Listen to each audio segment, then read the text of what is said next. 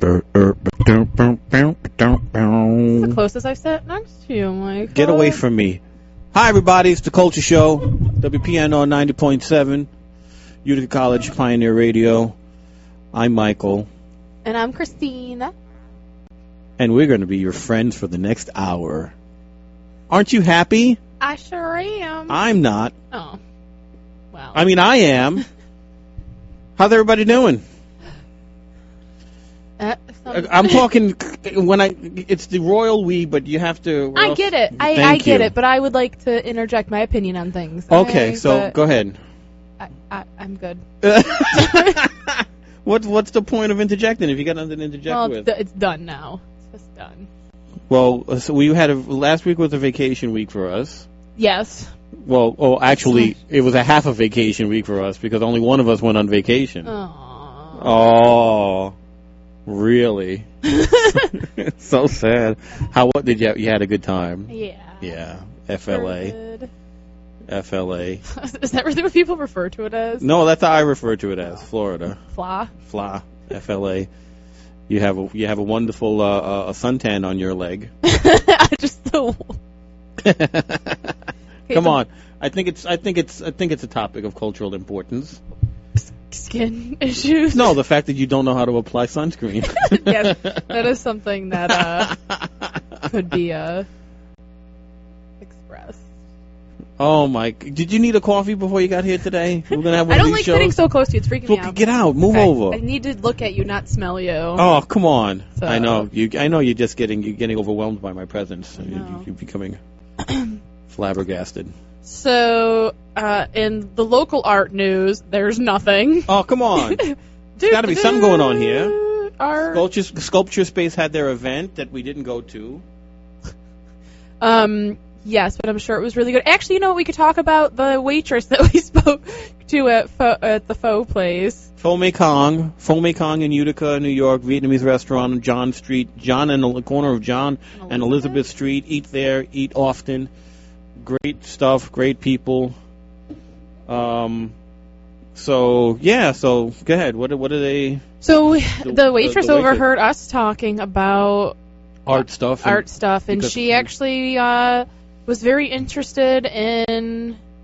You know, she came from probably an immigrant family, and she has met these artists and has always kind of been interested, but didn't really know. They go in there a lot. It's one of the places downtown. It's really good, cheap food. And it's a spot to bring people from out of the area because it isn't just pizza. Pizza. Well, if you don't want pizza in Utica, you got to go to Pho Mei Kong, get some good Vietnamese food. But all of the artists in residence and the faculty there at Sculpture Space likes to go to this restaurant. So she sees them coming in and out, and she's very friendly with them all. And she was curious about what it is they do.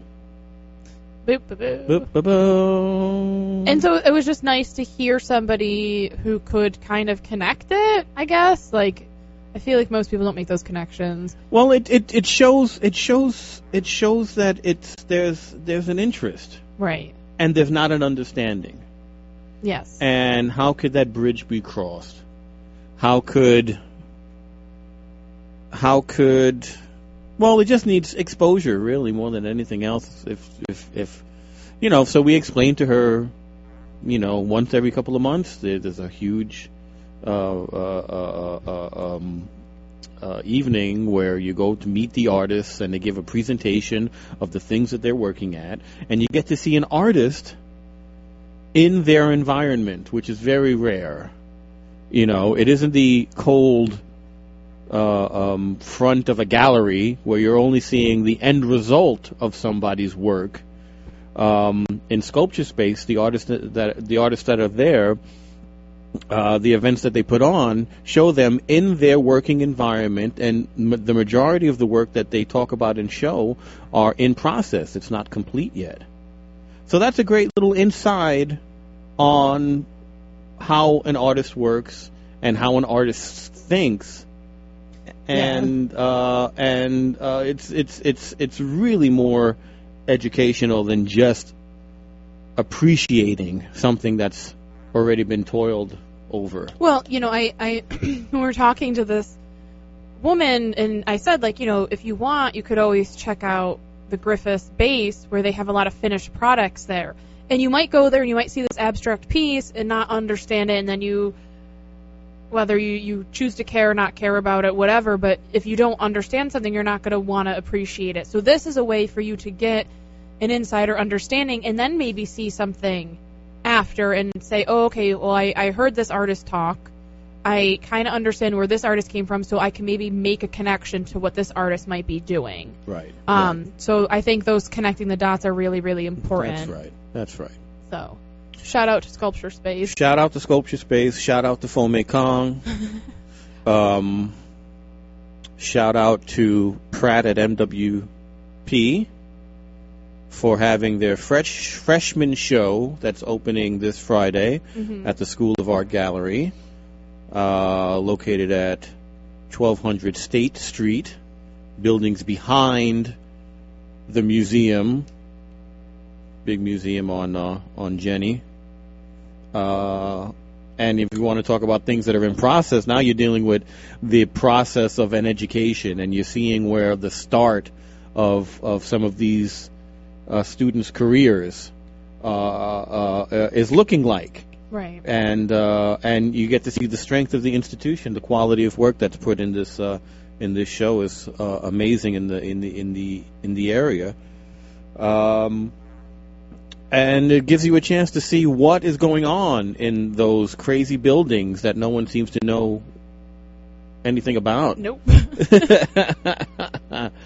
So, I actually saw on Facebook these like photos of abandoned malls and how like eerie and beautiful they are, and I feel like that's going to be the months to do in like 10 years. Let's not go down that road. Not yet. We are both gainfully employed by them, so let's not go down that road. But you can like the gallery's Facebook page and get some insight on that. It's, what is it, the facebook.com/SOA gallery. Pratt, what is that? I don't. We'll link it to the Culture Show site, www.facebook.com/Culture Show. The Culture Show. And there's very two dashing humans in the profile picture. Yes. Very. I'm burping up French fries right now. It's really grossing me out. You should be shoving them down before we get here. You got to plan your.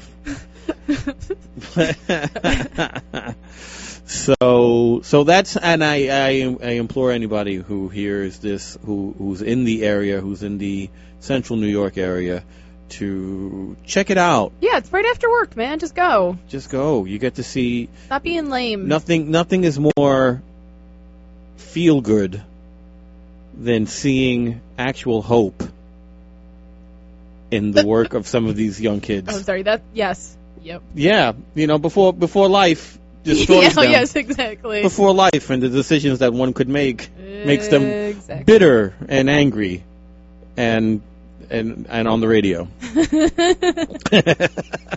So segueing to, we don't want to hear. This what? isn't the Fraser Crane show. Well, all right? What do you mean? We're gonna do Collins right now. I wish we had. Oh my God, Alex is texting already. He's saying hi. Hello, hi, Alex. Hello, Alex. I feel like we should have like a really great photo of Alex that we can put on the Culture Show page so that people could then very good. Yes, get an idea of how dapper Alex is. I would like to bring a picture of him into the studio. Yes, he should sit. And we'll every week we'll take a picture of it in various uncomfortable scenarios. Oh, okay. Like either eating a bunch of French fries. Yeah, or like put a funny hat on him. On a picture? Yeah, on a picture. Right. Like he's here. Like we're actually abusing him. But by proxy with the picture. Okay. I hope you approve that idea, Alex. It doesn't make a difference whether or not he does or doesn't. So what are we talking about today? Well, we had a streak where we were really prepared, and we did, I think, pretty and banter going. That was like one whole show. And then I went on vacation, and I got sleepy and sunburned. Got sleepy. And so now we're kind of back at square one. But we do have a few articles I briefly went over them, which means I'm not super prepared to talk about them, but I will do my best. Well, and that's all you can ask for. We're going to pull them up, and we're going to talk about them. That's how we do things around here. Darn tootin'. For Pete's sake. National Endowment for the Arts captures data on artists with day jobs. What is your day job, Christina? Don't cry. Don't cry. I work at a fabulous. No. See, don't look. Just stay. I work as an admissions counselor, recruiting young talent, young artistic talent. Very good. And I bring them to a young artistic institution. Very good. Where they make art. Very good. And design things. And I also work at this institution. And it shall not be named. And I work with institution. Professors and students as a technical assistant, and I also work in the School of Art Gallery doing odd jobs such as installing, deinstalling, and the like. I feel like you're low. That's because I'm sexy. That's because your ears are clogged. No, my levels are crazy. They're great. You talk. No, you sound better now. You weren't. I feel like you were. Maybe your mustache hairs were blocking the microphone. No, you're hard of hearing. When I put the volume up. That sounds better. Yeah, because I put the volume up on your headphones. All right, put it down. I'll adjust. I'm just making sure our listeners can get the full effect. Oh, they're getting it, baby. They're getting the full effect. So, captures data on artists with day jobs. Data or data? Data. Data or data? Data. Data or data? I said data. Is data? No, you said data. I said no. You said data. I said data. Yeah. What is it? I think it's a tomato kind of. GIF or GIF? What? Oh, I say GIF. It's GIF. Anybody who says GIF is gonna smack in the mouth from me. Who says GIF? Mental patients. Oh, okay. No, I don't. I don't know. It's either one. Why? Well, it's a G. It's not a J. Well, no, but more like Jiffy Lube. More than G, it's graphic. It's a hard, it's an initial of a hard G sound, graphic. So it should be GIF. Yeah. It makes no sense. GIF. GIF. The heck out of here. Just silliness. So I'm saying data, and I don't care. All right. Well, I'm saying data. All right, data. So what's the breakdown on these? Well, I'm trying to figure out the. Okay, I'm looking secondary employment by artist occupation. I read like a sentence of it, and I was like, I don't know. It's thousands. Do do do do do do do. So 84. So 84,000. Okay, the study. Okay, just read it. The survey, which draws on monthly census data collected from 60,000 households, explains. Okay, most analysis of artists' employment refer to workers in primary artist occupations. The primary job is defined as one which the greatest number of hours were worked. In 2013, 2.1 million workers were employed as artists in their primary occupation.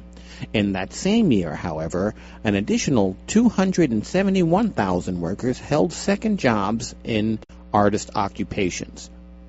Okay. That's exactly what that person sounded like, by the way. That was a spot-on impression. I feel it. I hope you do.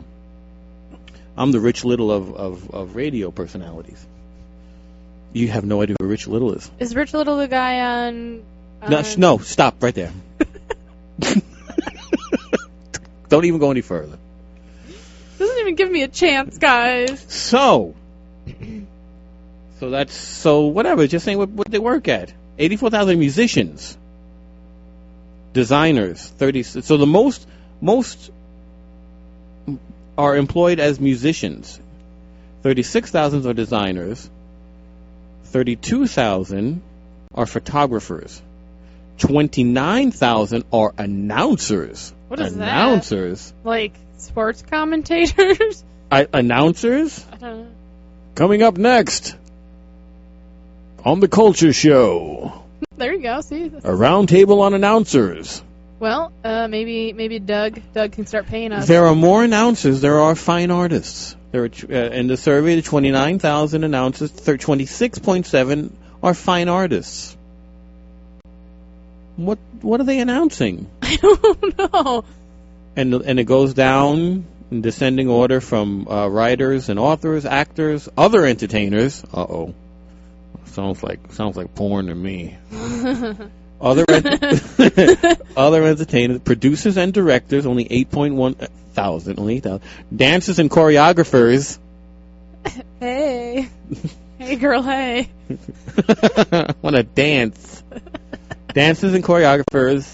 And architects are the bottom of the list, bottom of the barrel. Yeah, but that's saying that they hold what that list is talking about them holding a job primarily in what they are. Yes. Right? Yeah, primarily, yes. Okay. It's not secondary or anything. No, secondary employment by artists.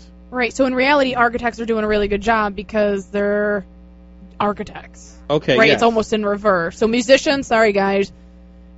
Those secondary jobbers, is that like a gibber?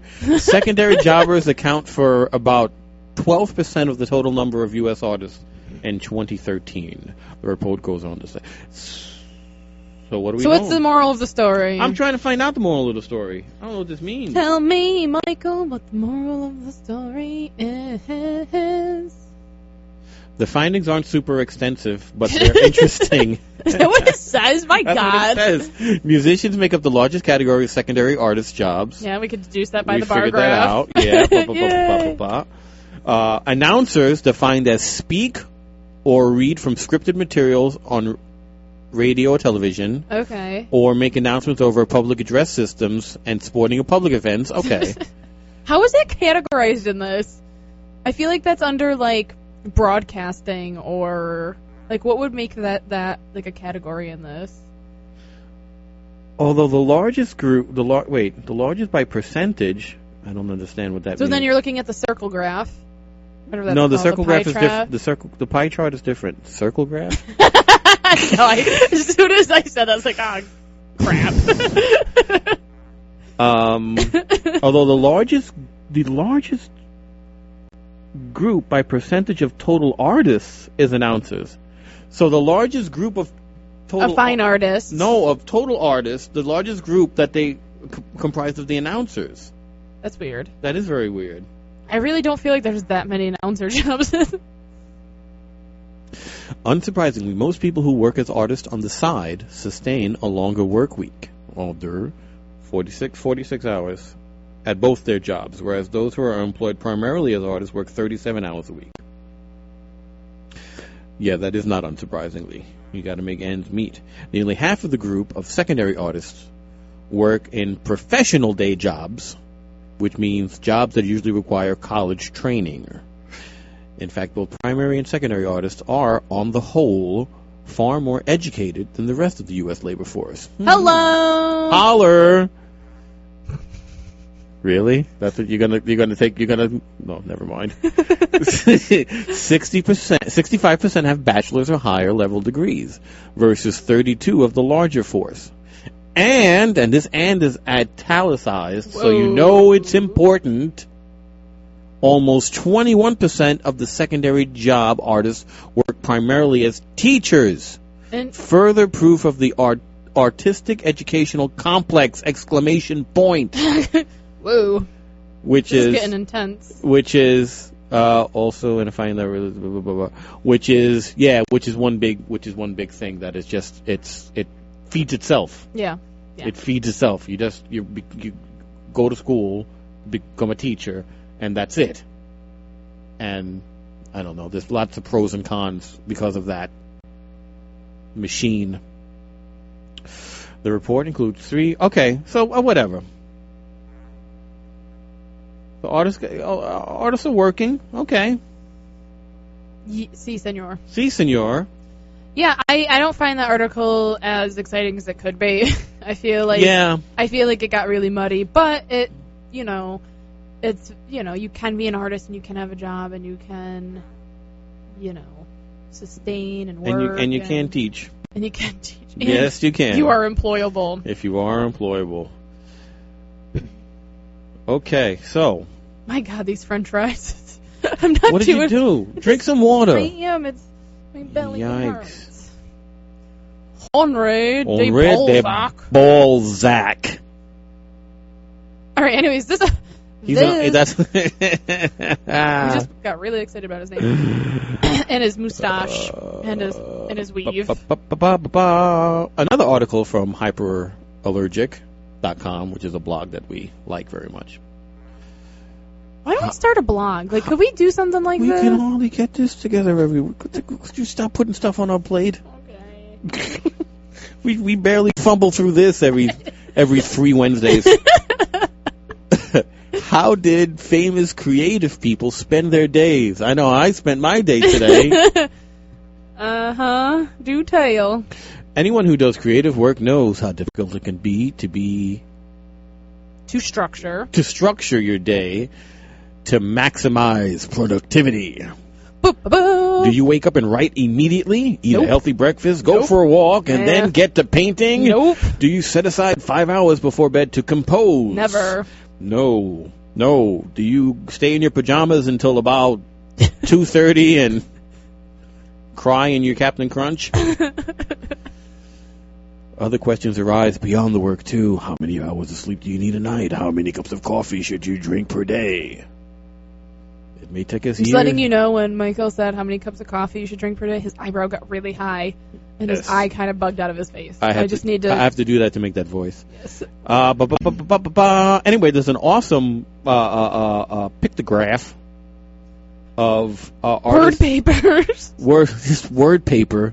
Do you know they're coming out with season? I saw your season 7 and 8, Netflix only. Nice. The Trailer Park Boys are if you want to talk about the highest order of artistic creativity. Yeah. I mean, we're talking about the Michelangelo and Leonardo da Vinci, Raphael, all of the Ninja Turtles wrapped up into one. Beautiful Saskatchewan dream. They're not from Saskatchewan. They're from Prince Edward Island. They're from Nova Scotia. Nova Scotian. It's like a dream world. The Trailer Park Boys. I kind of think we should take a road trip just up there. Just up, sure. Just to meet the locals. Why not? We could eat at Crown Donaire. What's that? That's the pizza place that they always get the pizza and chicken from. Really? Donaire's Pizza. Anyway, yes, I'm very excited. The Trailer Park Boys are coming back to life. That's life, man. That teaches you. Whatever. That is life. It teaches you how to, listen. They have a lot of adversity living in a trailer park, and you have to make do with what you got. They problem solve. They realize doing smaller crimes, you get smaller punishments in jail. Exactly. Or smaller as opposed to the bigger crimes. Exactly. And Ricky's very family oriented. It's very in conversation if you know anything about the TV show. Anyway, they have very specific creative routines in their day. Nova Scotia trailer said Sunnyvale Trailer Park. Let's see. Can I blow this up? Can I? Oh, but how does this? How does it look? Okay. So there's this. I'm gonna get disgusted in a second. It says on the image. Look, I'm gonna read this verbatim. Click to enlarge. Click that link. What's that thing? That's just a web via. Okay, here. Oh, and it gets smaller. So how do I see that? Can you zoom in it? No. Technology gone awry. When I click to enlarge it, it's a smaller picture of it, but I can't zoom in on it. How do you zoom in it? Fuck the thing. Ooh. Man, I'm smart. No, but that doesn't work. How'd you do that? Control scroll. Yeah, but it's not. You can't go over. No, and I can't. It's too fuzzy. It's well, can we get a gist?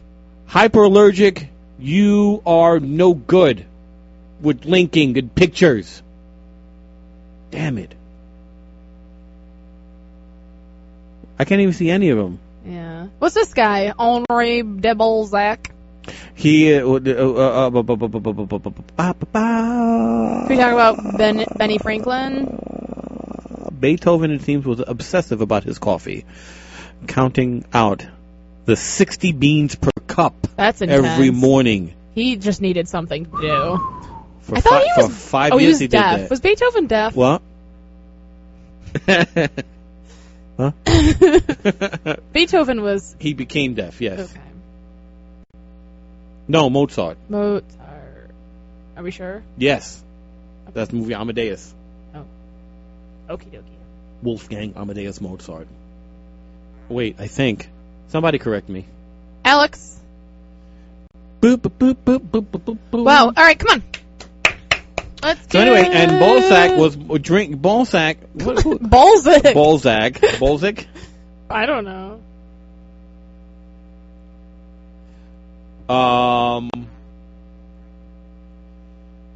Drank 60 cups of drank What? 50 cups of black coffee per day. Stop.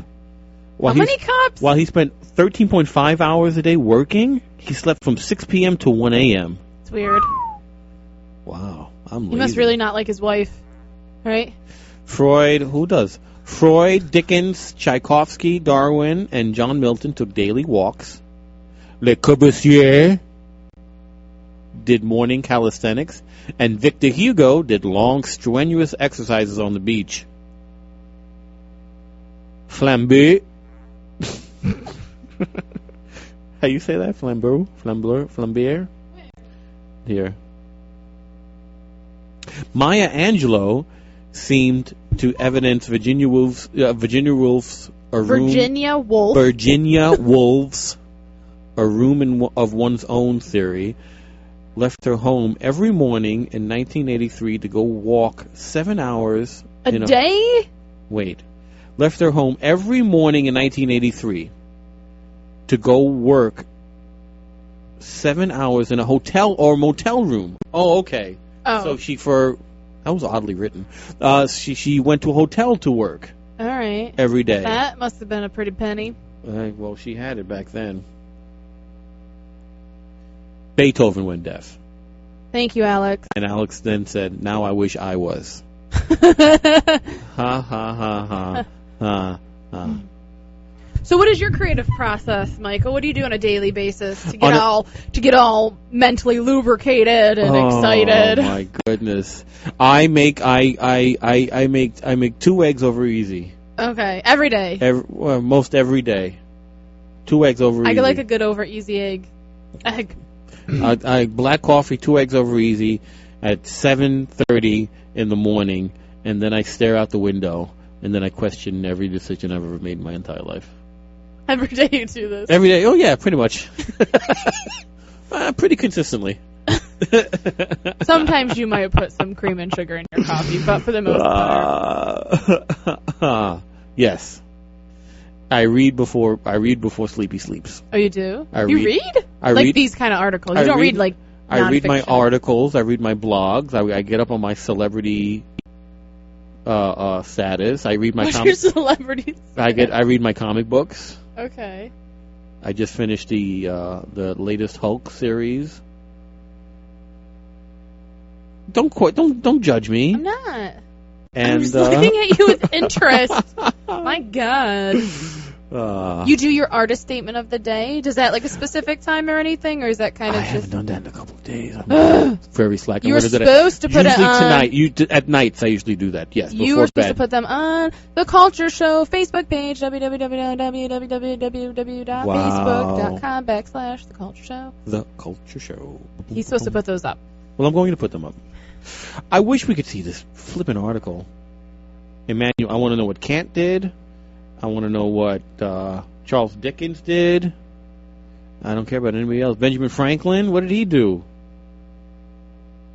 I know. I thought I read an article a long time ago that like Ben Franklin and stuff would sit by the wind, like during the winter time with the window open and fart. See. We blow it out the window. Yes, exactly. You can't read it on that? No, I really can't. I really can't. Oh, well. What do you do during the day? Well, I work. Well, I mean, yeah, well. I actually applied for 2 grants the past 2 days, which is not a routine by any means, but it's something I've never done. Really, Okay. Because it's so hard to actually figure out how to find a grant. For what? Both were photography. Uh-huh. One was for the Theo West. Oh, you messed it. Yeah, you Yeah, sent I me. wanted. Well, it was weird. I gotta talk to you about that later. That's It's for women only, so I didn't take it seriously. well. But they also have like a 3-day residency that I might apply to. Where? In California. Where in California? Northern California. Again, that's like... I can't remember. I was doing it right before we got here. Things were all crazy. But I I don't really have a specific... Well, I mean, the Golden Girls are in my daily routine, but that... that's more of a coping skill. That's not really like a... 24 hours a day in the background. Sometimes I really miss them. Is that weird? What do you mean by really miss them? Like if I haven't watched it in a few days. Like... No, you need your fix. I feel like that with my Godzilla movie. Sometimes I have to have that in the background every once in a while. There you go. You don't watch TV either. Mm-mm. I don't know if the commercials yet are airing for the TV spots for Godzilla. Oh, okay. You're movie. talking about it being this big, epic. I'm telling you. Epic. I'm telling you. Not that this is super culturally related, but it could, we could connect it. What is it? It's food related. Oh, what? It's a Nola's in Clinton. Yeah. They serve a lot of local grub. We don't talk food as much. No, we should do food reviews. We should start trying to see how we fat. We should talk more about food. Well, the only reason why is that they have a seasonal menu. And they just posted their spring menu, and it's looking pretty delicious. Okay, so I'm throwing it out there. Anybody who works at a restaurant or owns a restaurant who's hearing my voice, whoever next Wednesday, 7 o'clock, whoever sends us food will get a shout out. Free press. Yeah. Free advertising. Advertisements. What is that? Payola? I don't know what that means. That means you used to pay disc jockeys to play records, and that became illegal. Oh, you can't do that. Really? Record company that's pay. Lame. Well, whatever. So whatever. I'm just saying. What's up with Nola's? It's one of those, like Taylor and the Cook and stuff. What's Taylor and the Cook? This goes out to millions of people. Nobody knows what these places are. This is true. They're both. Along with Piggy Pat's, they're probably the 3 most prominent restaurants in the area that have a focus with part of their menu being locally sourced food, whether it's meat, cheeses, greens, whatever. So most and not local just by proxy of being made in New York. It's actually like if not organic, it's without chemicals and grown right. I hate using the jargon because I don't like... Sustainable is one thing, which I'm not even I'm questioning sustainable. But humanely and stuff, that's all garbage to me. That means nothing. Cage-free. No, cage-free, that's an actual descriptive thing. Yeah, but... But humanely, that's just... whatever. I don't want no chemicals and... Malarkey. I don't want it tortured. I don't want to eat any stress hormone. That's what I don't want. I make my own stress hormone. And plenty of it, trust me. I don't need any more on top of that. So... So again, we don't really talk too much about food, but I think food is really important as far as your culture, whatever it is. Most people define culture through food. Yeah. Who don't look at it, it's the most accessible. Yes. It's when you go, I was raised in the projects, and when you go from floor to floor and smell all of the different foods on floor to floor, it mixes up into it's a little, but that's culture. That's culture in your face. Yeah. So Nola is doing some good stuff now. Well, they used to do lunch and dinner, and became so, I think so many people like the idea of the menu changing for dinner that they are open 7 days a week now with just their seasonal menu for dinner. And I looked at it today, and it's exciting to me that... Are they permanently open for dinner now from now on? Okay, yes. So they added dinner? Okay. So it's just, it's thinking about how you fit into a world and how you can bring the outside world into you. And I think food is really important. When you have, beef from Casanova or from, eggs from Litchfield. I don't know how to say it, all right? No, you said it fine. Eggs, you know, which are my boyfriend's brother's eggs. Wink, wink, you can buy those at Piggy Pads or Peter's Cornucopia. The name? He refers to them as Ollie's eggs, I think. What do you mean he refers to them as? What do you refer to them as there? Those freaking eggs? What is the name? Ollie's eggs! Ollie's eggs. They are called Ollie's eggs. He refers to them as. On the label. Like they have a personal relationship, him and the eggs. What are they called? Maybe he does. Okay, I guess so. So I think as often as people would like something quick and easy and to understand, I think it's also really important to understand where everything's coming from and to have appreciation for it. Well, I mean, to enjoy what that is. It helps on many. It helps on economic levels. It helps that you're putting money where you live. It helps that you're helping your neighbors in some esoteric kind of way. And it also works as a weapon against the industrialized food complex that has the tight monopoly and has no qualms over poisoning people over percentages. Right. Well, that's a big thing. Like, if you want to talk about Monsanto, which is a big GMO company, and all these countries. Do I know enough about? I don't think I know enough about everybody against GMOs. But what's the big thing about GMOs? Well, because I feel okay now. I know I'm goofy, and it could probably is very horrible. But I think these are some kinds of things that get lumped into just negative thing, and people don't really understand why it's negative. Mm-hmm. So what's so bad about GMO? Well, I mean, genetically modified organisms don't necessarily pack the nutritional value. Okay. They might not have the same nutritional. So it looks like spinach. Yeah. It has the appearance of spinach, but it might be 50% less nutrition as an organic, whatever you want to.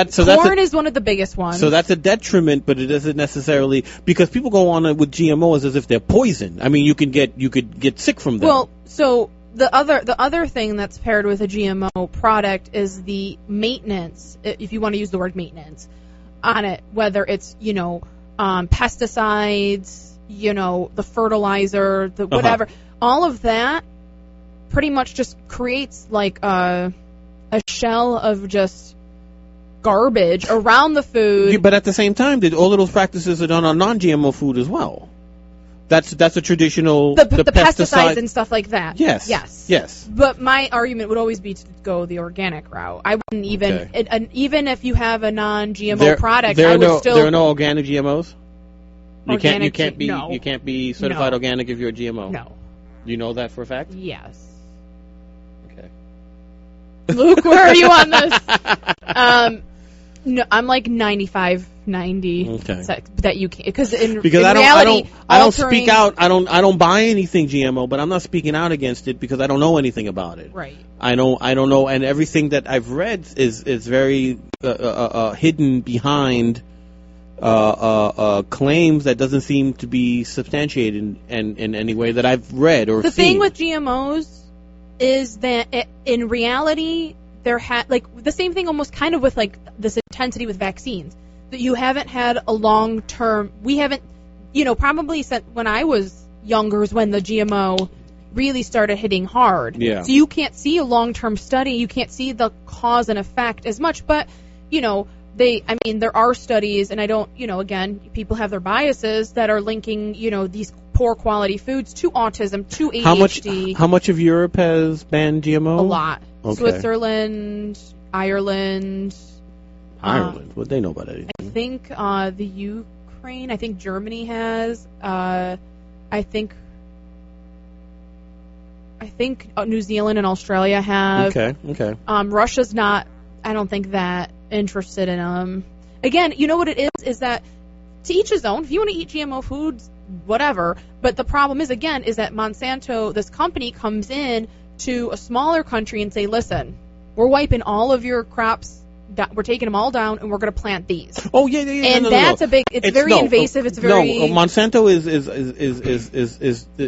the devil as far as corporate entities are concerned, But again, that doesn't answer specific GMO questions. The practices are horrible. Right. All the industrialized practices have become just base. What makes me and think that disturbing. GMOs are bad is that the government has signed a Monsanto Protection Act, because that's how much people don't like them. That the government had to come in and say, no, it's we'll take care of you. That the government's coming in and protecting a company, because that's. And what's that have to do with the GMO? That Monsanto is one of the leading companies that endorse and.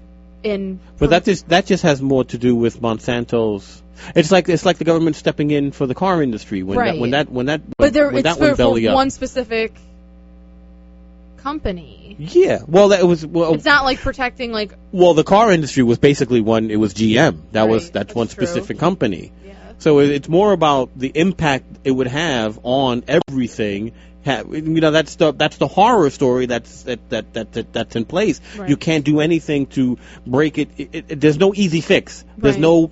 There's no law that could be passed to break all of this up. It's decades, if not longer, of trying to sort things out. Right. That's what they did with Ma Bell, a telephone in the recent past, big monopoly, and they broke it up. Has it been any better? Not really. Now there's 3, 2.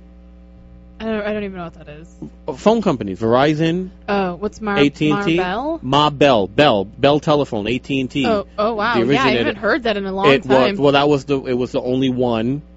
It was the monopoly. It was the one phone company to use. It was the only thing. Yeah. And it was broken up by law into all of the different phone companies that we have now. So now the NSA can tap into it. So exactly. So it's done nothing. It's done. Right. Okay, so NOLA. You know what it is. You know what? Aside even from maybe the local, if we want, but it's also a specific kind of cuisine that's kind of new to this area. That's been around, probably for a decade, which is like this new American, this California style.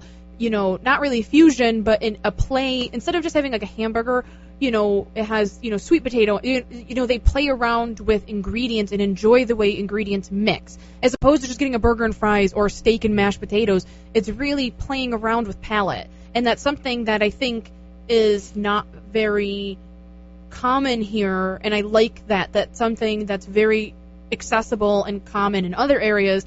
This kind of cuisine is here. It's not the Olive Garden. It is not the Olive Garden. In and of itself, if it's not the Olive Garden, you should go do it anyway. It's disgusting that place is making any business. It's packed every day there.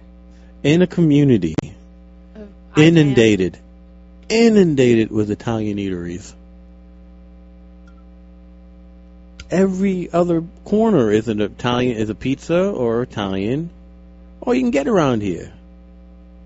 How does an Olive Garden survive when other stuff has been boarded up? I don't know. Yeah, my favorite restaurant was Sparagna's. Sparagna's? What's that? It was over on.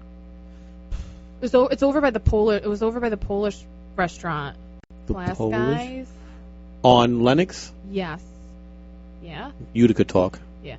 Yes. It was right across the street, and it was the best.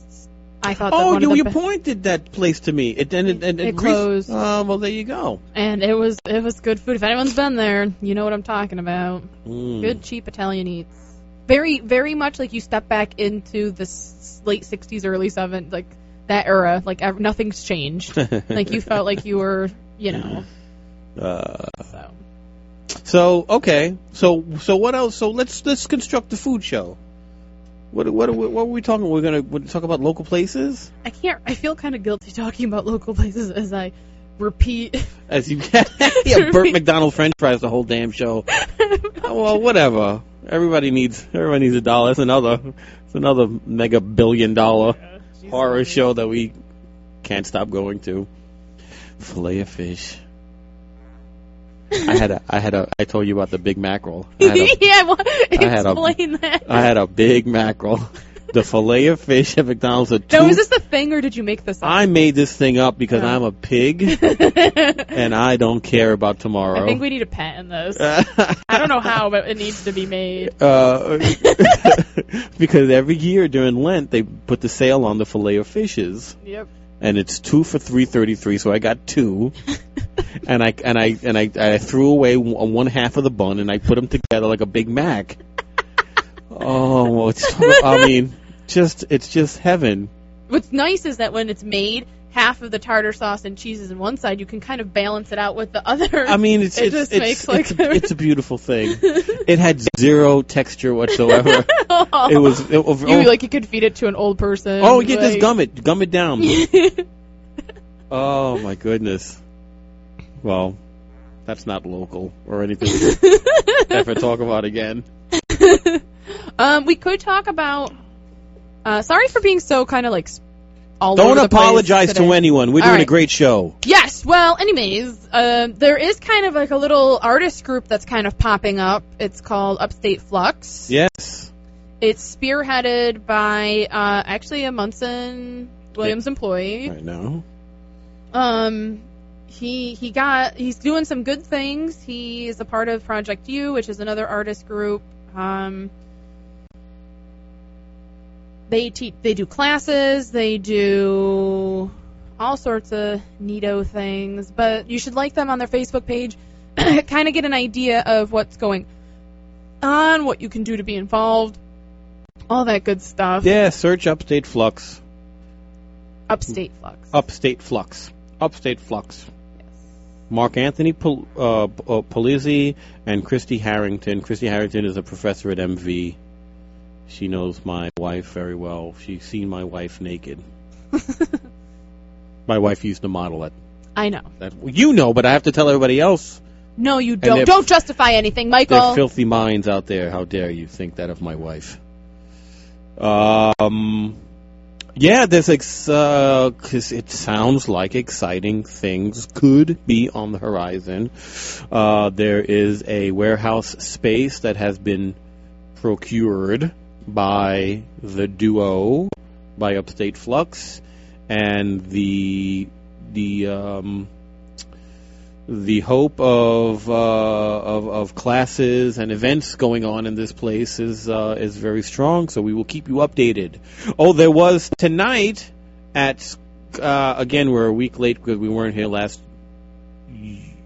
week, but tonight at Sculpture Sculpture Space. Sculpture Space. They do figure drawing. There was a figure drawing event tonight from 5:00 until 8, and we have 10 minutes to go there. Run there quick and draw an elbow before it all closes down. And that their hope is to switch that event that hopefully will happen weekly Wednesdays at 5:00 into the new space, which is very close to Sculpture Space in downtown Utica.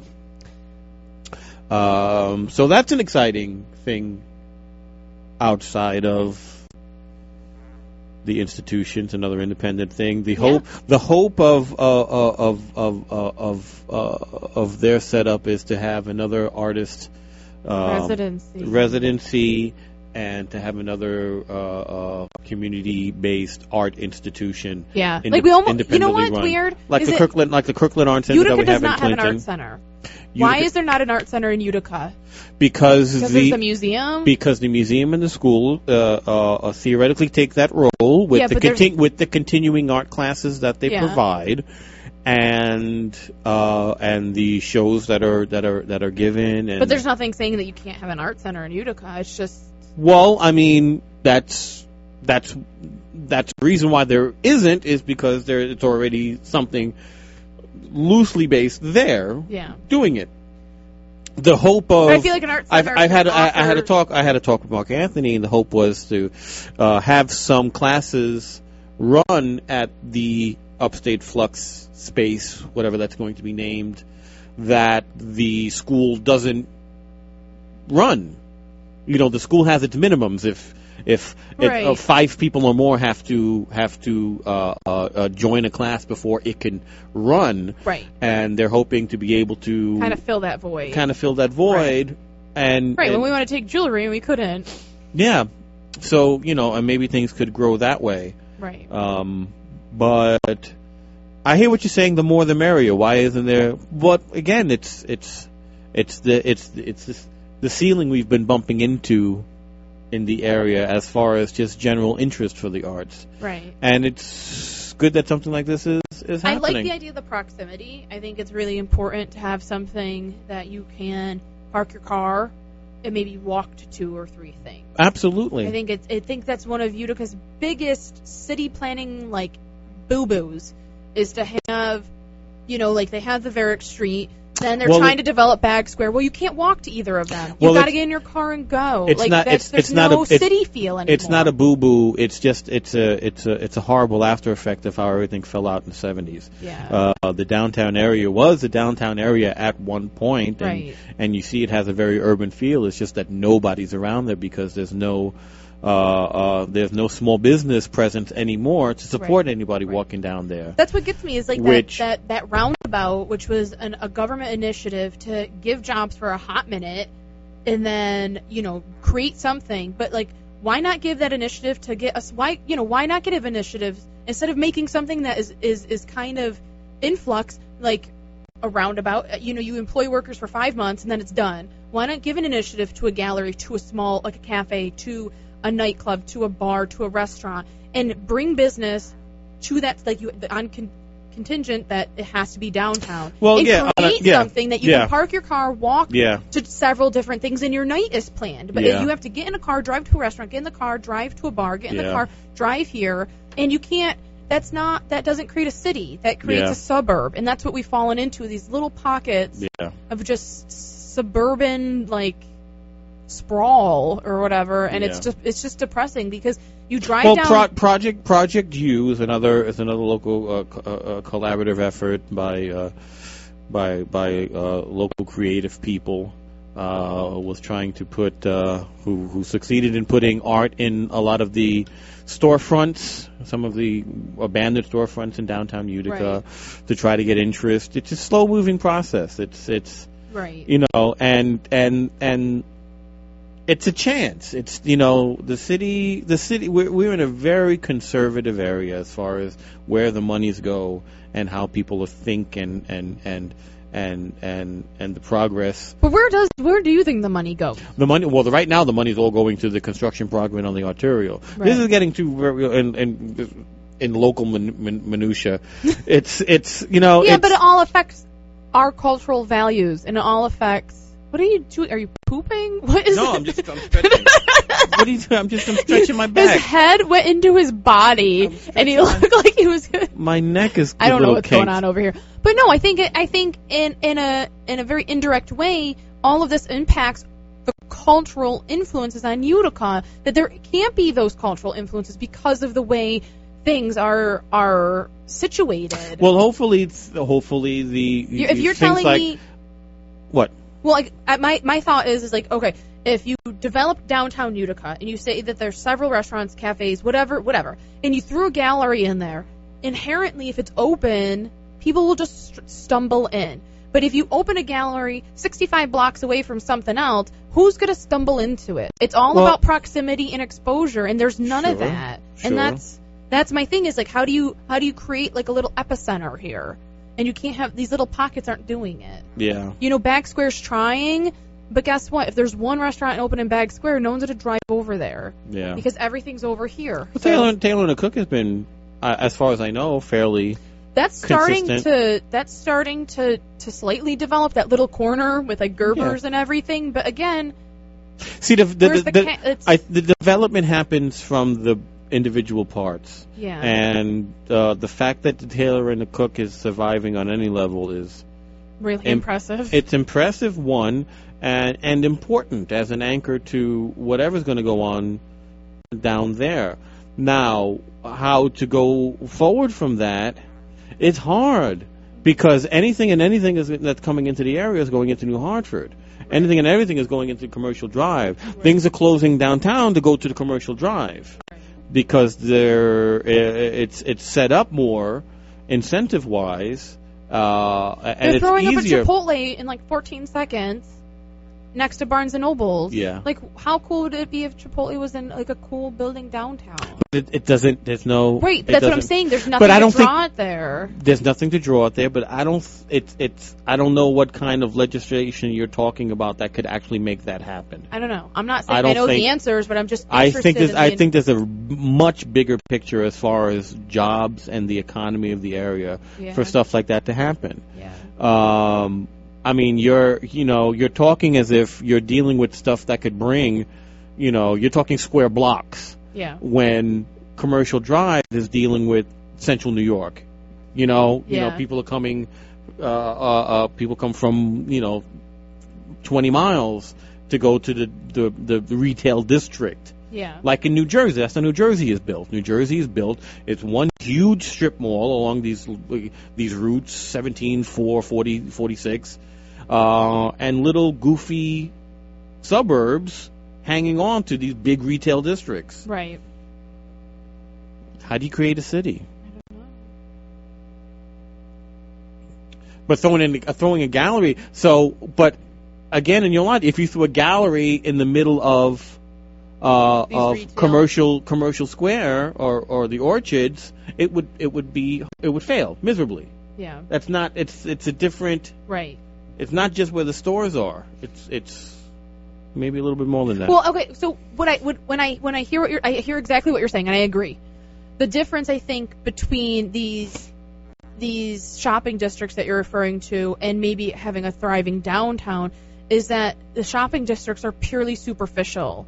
And absolutely. The downtown is rooted. Do you think that would be the difference if the downtown? Oh, absolutely. No, we're dealing with failures that are decades old. Yeah.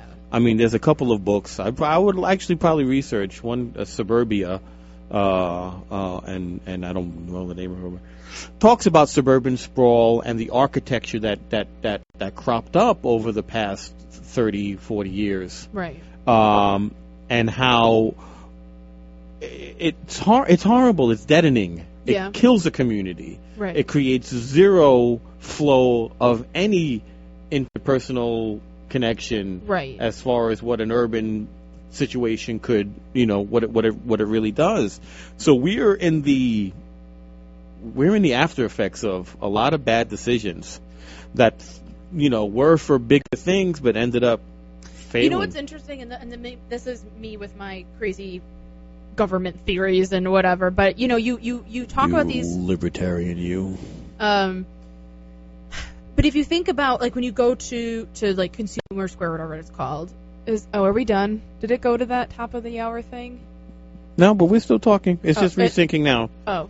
You can finish your point, and we'll call it a day. What I look at is that these Consumer Square thingies, you really you go to your store and there's no there's no shop where you talk to like somebody and you talk to your neighbor and you have these blinders up. Now you're being romantic. now you want to know. All right, I'm going to end Christina's hopeless romantic for her community. Old man Smith, who works at the Five and Dime, where you used to get your.